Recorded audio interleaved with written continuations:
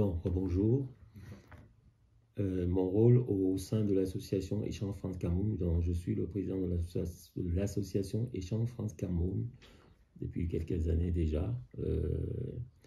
L'association est née à Saint-Nazaire en 1990 et depuis 1990, bon, on œuvre au Cameroun dans 3 domaines en particulier: l'éducation, la santé et l'eau potable. Bon, comment on travaille dans le domaine de l'eau potable évidemment. Bon, quand on fait un puits, c'est vrai que les premières années,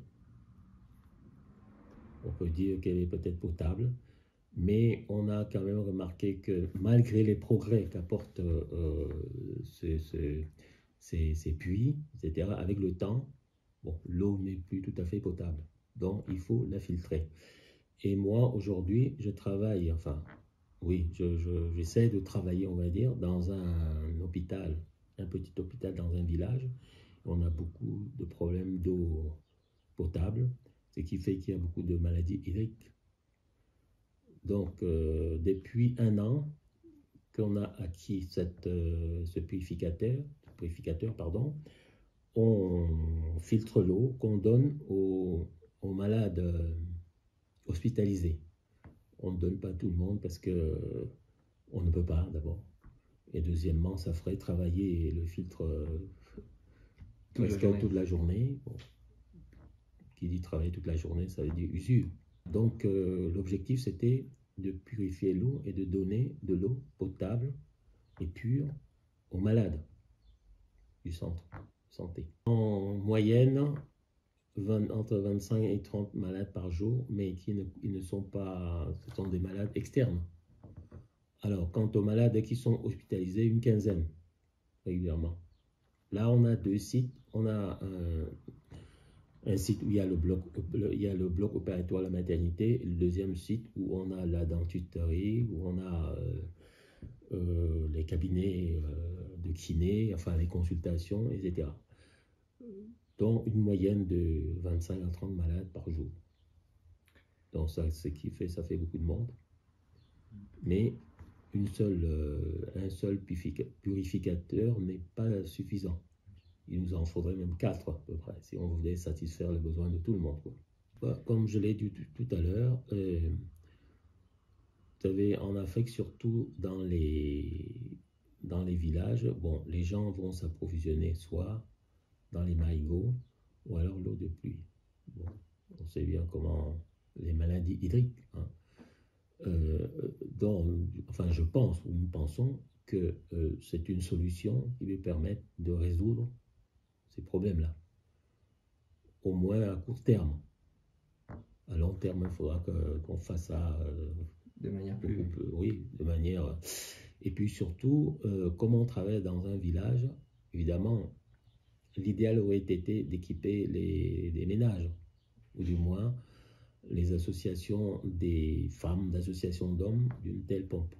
Mais c'est un coût que mon organisation ne peut pas supporter puisque non seulement on s'occupe de ce type de problème, mais on a, comme j'ai dit tout à l'heure, il y a l'éducation, il y a la santé.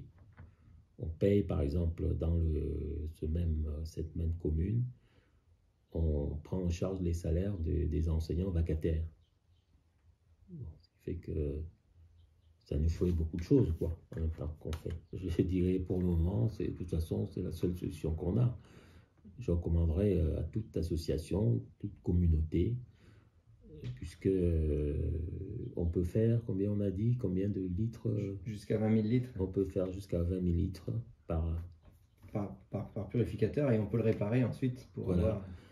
Donc, c'est un produit qui doit être recommandé aux communautés, aux centres de santé, aux écoles même, pour pouvoir pallier à ce problème d'eau potable qu'on rencontre dans nos villages d'Afrique, même dans les villes.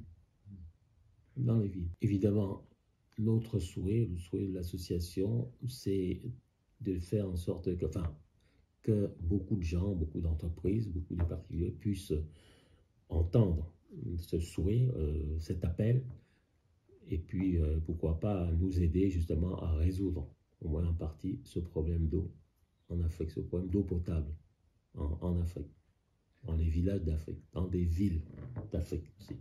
On peut écrire à France Cameroun, 40, ça c'est le mail, France Cameroun en attaché 44@yahoo.fr, ou bien mon adresse personnelle tapa6826@yahoo.fr. Voilà. Et Super. puis on a un site internet www.échangefrancecameroun.org.